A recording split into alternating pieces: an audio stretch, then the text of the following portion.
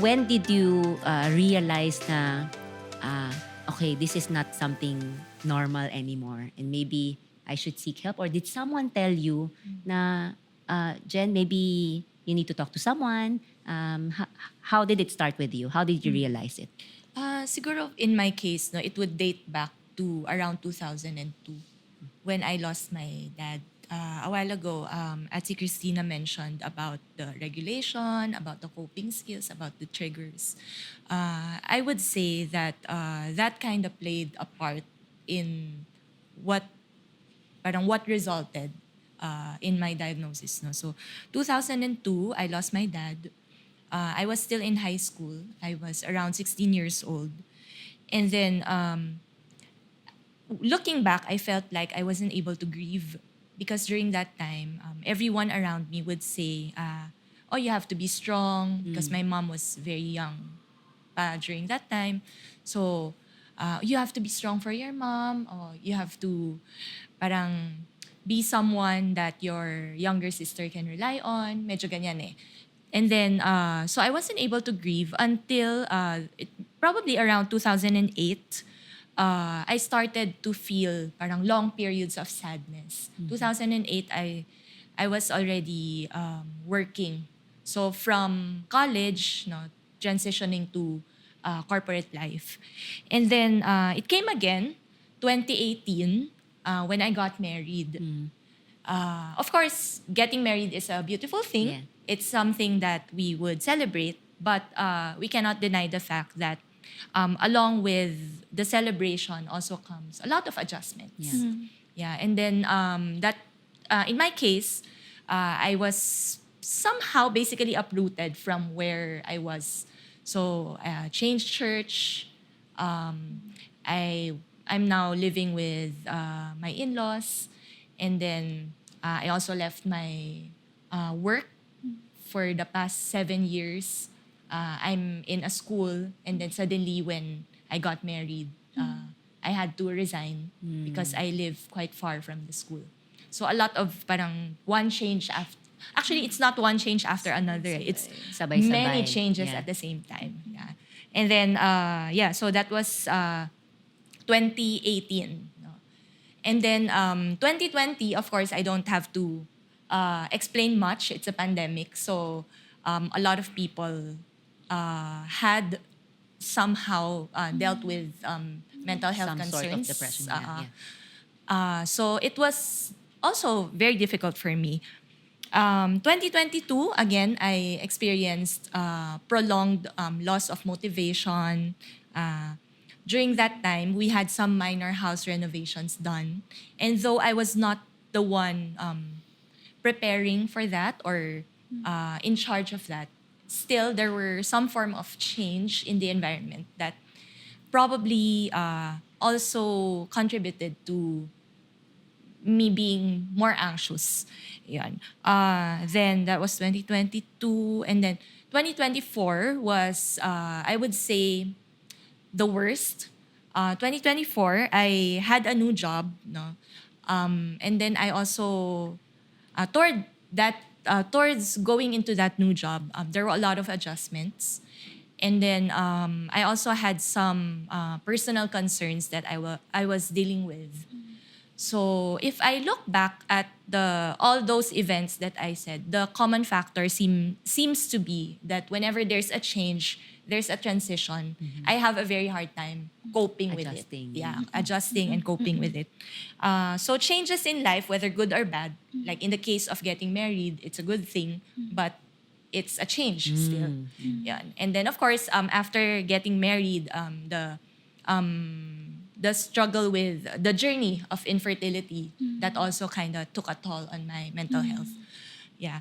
I have difficulty managing changes. I usually get overwhelmed. Probably more overwhelmed than other people would be. A while ago, as si Tina mentioned about resilience, I would say that probably if you're going to gauge how resilient I am, I might be in the lower, parang in the less resilient, if there's such a term. Yeah. how did I know that I needed help? Actually, the people around me started to notice na that was 2024, around mid-2024. They started to notice that there were changes in how I Physical was. changes or Physical changes, yes. I lost a lot of weight. And then I also, their term actually is when they look at me, they don't see any joy anymore. So this was, I think, around September, October. Yeah, September, October of 2024. So they would say that, yun, parang pag nakikita daw nila ako, parang, oh Jen, what happened to you? Parang wala ka ng joy. That was the exact description. So what happened was there was just a time when I was talking with a colleague and then I just told her, you know, sometimes parang naisip ko, gusto ko na lang mag-disappear. Tapos sabi niya, ha, mag-disappear? What do you mean? Mag-disappear. And then I said, mag-disappear, mawala na sa mundo. So she got really alarmed. And then from there, she called the attention of a higher up at work. And then immediately, Charlie was called in. And then they did something. So they put me on preventive leave, and then they had to, they told me that I have to see a psychiatrist, have myself assessed, and it was an indefinite leave. So I cannot go back to work unless I get clearance from the psychiatrist that I'm more or less okay to be back already. Yeah. So yun. That's how it came about. When you were saying that people were telling you, oh, what happened to you? You're losing a lot of weight, ganyan. The person told you from your work, said you have to seek help from psychiatrists. How did you feel? Were you, ano yun, parang, was it easy for you to accept na, okay, may sakit ako, I have to, or was there rejection? Was there, ano yung naramdaman mo nung panahong yun? Initially, of course, parang I knew that something was wrong. Because I would wake up several mornings parang hopeless, helpless, and it's been going on for weeks already. And then sometimes in the car ride going to work, I would tell Charlie, my husband, na parang ayoko nang pumasok, ganyan. I was starting to dread going to work already. And then there were also times when I would wake up, I'm really shaking. And then there were also times na I would think about the problems that I was facing at work and in my personal life. And I would think that these problems have no solution. And therefore, the only solution that I could think of at that time was to end my life. I would find myself actually trying to choke myself in the morning. So nasa bed, ganyan, I would try to choke myself, ganyan. I had suicidal thoughts first, and then yun, I was trying to choke myself. And then eventually, I found myself also trying to slash my wrist with a cutter. I would wake up kasi in the middle of the night, siguro mga 2, 3 a.m. And then when I go to the restroom, after going to the restroom, I would see on the desk yung cutter, scissors, ganyan. And then yeah, I would just go there and say, parang, what if, I don't know, parang what if I just, cut myself, then maybe parang all these will end. Parang I just don't see the end of whatever I was experiencing during that time. So because of that, na-realize mo, oy, teka lang, talagang kailangan ko na talaga mag-seek ng help.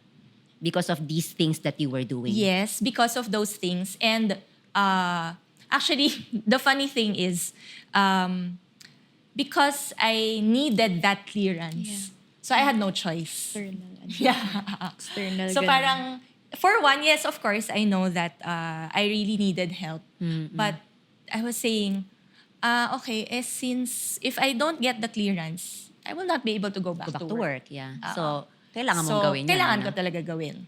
Yeah. So, kinda, para siyang na no choice ako. Yeah. In a way. Exactly. Yeah, during that time. Yeah. But looking back, were you glad that you sought help from someone. Yeah. Of course, not everything becomes clearer in hindsight. Of course, during that time, I had a lot of questions. I was beating myself up. I felt like, ano ba yan? I'm such a failure. Parang I disappointed all the people around me. Parang, why did it come to this? Is my faith weak? Like, di ba, what we've mentioned. And then, of course, you would hear, some of the people would tell you na depression is a sin. Do not be anxious. Yan, mga quoting Bible verses, no? Oh, yeah. And some people would tell me also na, kasi you're too hard on yourself eh. Kaya ka naging ganyan eh. Yeah, so those were the things that I had to parang deal with. But now, when I look back, I think it was a necessary season of pruning. And I am thankful that I was made to see a psychiatrist because it's like finally, after all those years of on and off prolonged periods of anxiety and sadness, there's finally parang a name to it. Yeah. Diba? They say you name it to tame it. Yeah. So, at least I know na hindi ako OA, hindi ako nagdadrama lang. Kasi sometimes I would feel like, ay, baka ano lang ako. Baka papansin lang ako. Baka nagdadrama lang ako. Baka I just want to call attention to myself. Yan. Those were some of the questions that would be in my mind. But when I finally got the diagnosis, actually the first diagnosis back in November 2024 was adjustment disorder with anxious mood. So it really fits, parang I What really you're fit the going bill. through, yeah. Oo. Kasi adjustment eh. So when I look back in my life, every time there is an adjustment, every time there is a change, I will be anxious. And then eventually, it became general anxiety disorder. Yeah. I remember asking my psychiatrist when the diagnosis was given, no, yung adjustment disorder with anxious mood. Sabi ko, pero doc, di ba normal naman yun? Sabi niya, disorder nga eh. Disorder means there is something wrong. Because siguro in my heart of hearts, I wasn't ready to accept that there was something wrong. May denial pa. Yeah, may no? denial. Yes. Ayun. So, ayun, parang that was, the diagnosis I would say is like a painful relief, if there is such a thing. Parang it's painful, yes, but at the same time, it's a relief because you know that you finally know, okay, ito pala yung reason. Ayan.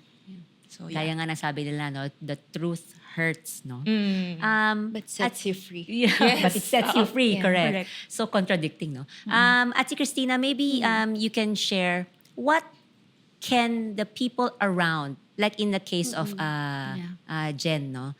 Yung mga tao sa paligid niya nagsabi sa kanya na, Jen, ganyan. And they experience rejection, they experience denial. Ano ang pwedeng gawin ng mga taong nakapaligid sa kanila to offer support?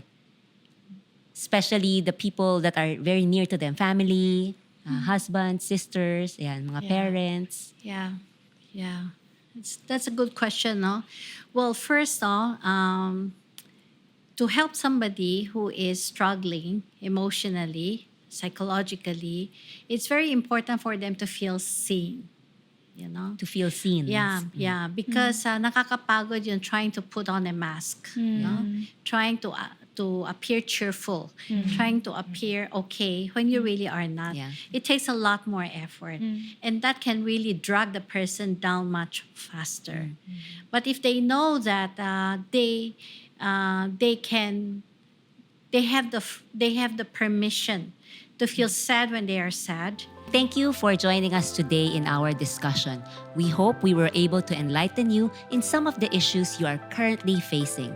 If you have any comments or suggestions, please drop us a note in the comment section below. We would also like to take this opportunity to invite you to come and worship with us every Sunday here at Jubilee Evangelical Church. We have English services at 8:30 a.m. and 10:30 a.m., Amoy service at 10:30 a.m., Taglish service at 2 p.m. You can also join us online through our FB and YouTube channels at 3 p.m. For more information, you can visit our website at jec.com.ph. Thank you and God bless us all.